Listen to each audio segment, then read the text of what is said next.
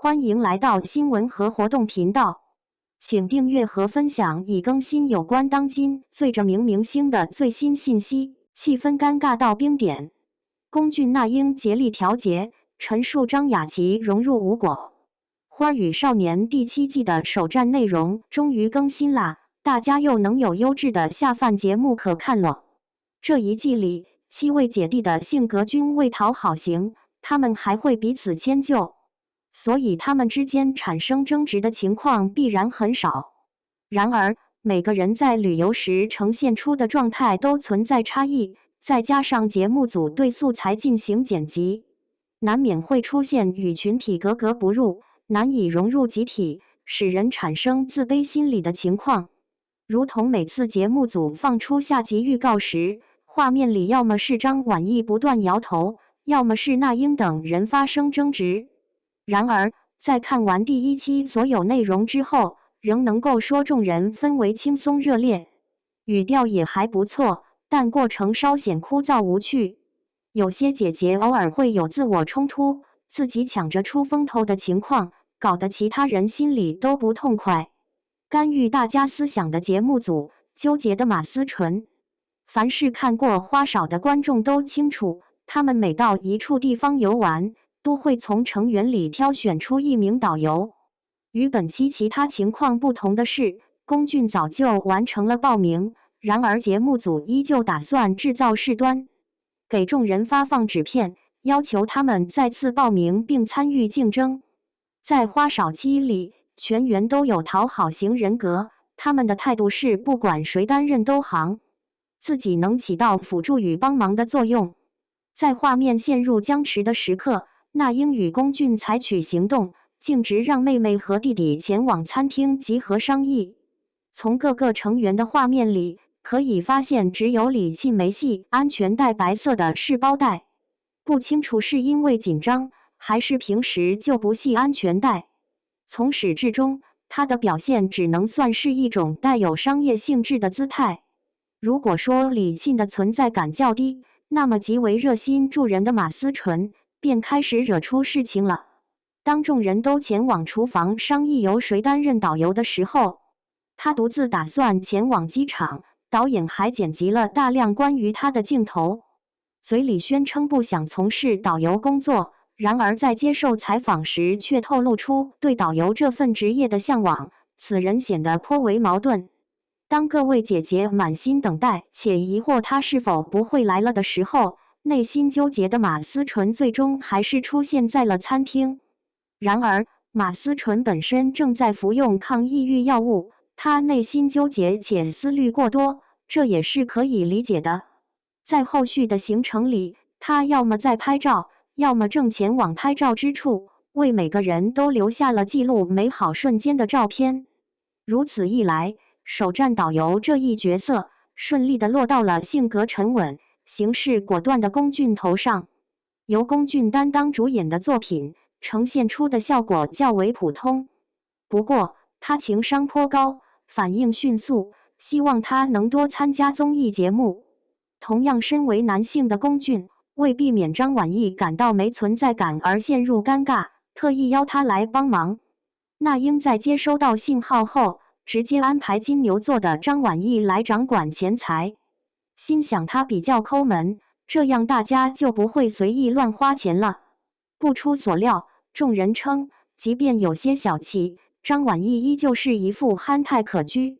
嘻嘻哈哈的模样，没什么脾气，还特别放得开。努力活跃气氛的那英和龚俊，晕车的张晚意。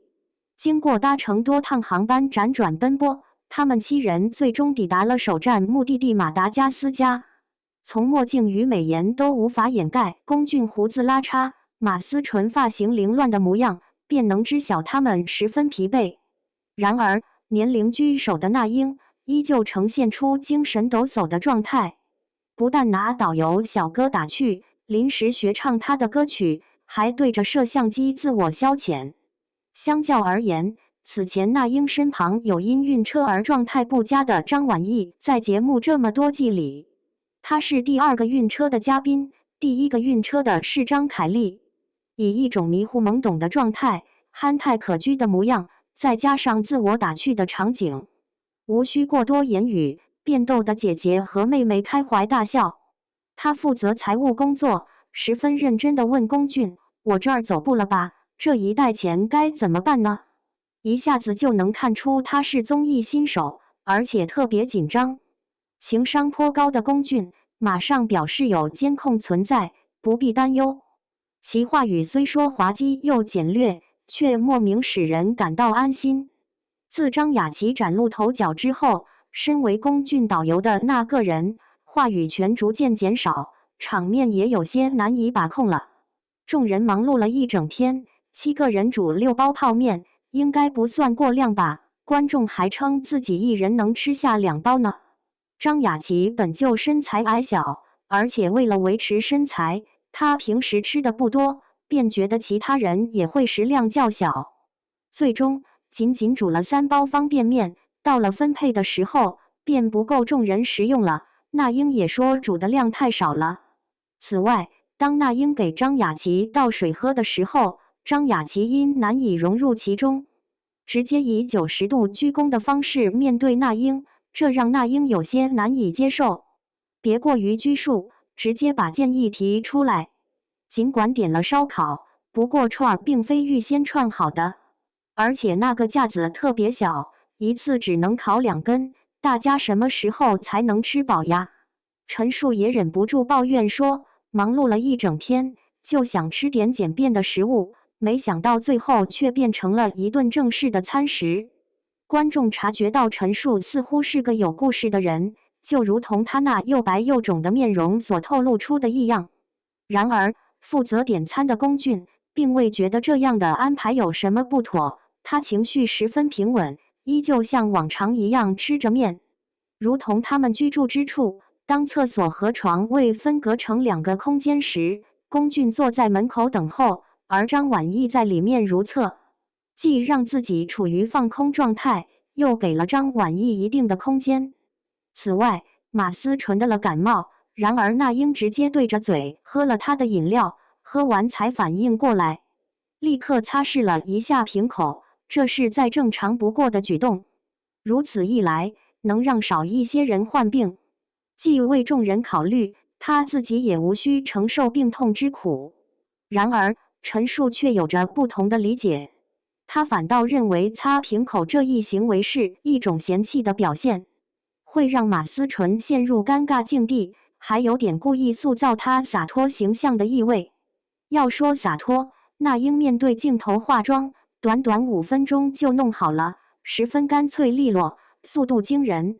陈数要么敷面膜，要么涂抹大量的护肤品，甚至还背着镜头化妆，特别在意自己的形象，如同躲避镜头的杨幂那般，连面对众人都不敢。依据观众的说法，那英只是随意挥动了几下刷子，看到陈数还没停下，那他就再刷几下呗，哈哈。恰似出游之前，陈数称自己的事儿不会多，顺其自然就好。到头来，不仅住宿、饮食和睡眠都得优质，还不能进行剧烈运动，那出来旅游的意义何在呢？花少本质上是一档旅游节目，涉及游山玩水等活动，运动量自然不会少。陈数时常陷入自卑情绪，且频繁表示自己体能已达极限，还不断将这些情况倾诉出来，这无疑会对大家的进度造成影响。仍旧的像花少五里的迪丽热巴、秦海璐、秦岚以及辛芷蕾取经。与之相反，龚俊、马思纯和张晚意表现得十分随性，就算脸上油得厉害，皮肤黝黑，也会直接展现在镜头前，这或许就是真人秀该有的呈现模式了。怪不得仅带了一块香皂的张晚意，结束旅行归来后，脸黑得像炭一样。在蹭龚俊的防晒这件事上不够积极呢。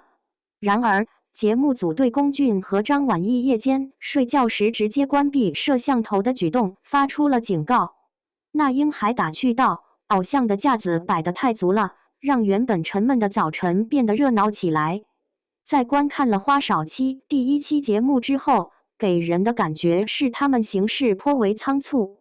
即便是拍照的时候，这种感觉也依然存在。仍旧期望下一期相互之间的关系能够更紧密一些，状态别过于急切了。大家有没有看过最新那一期呀？期不期待下一期呢？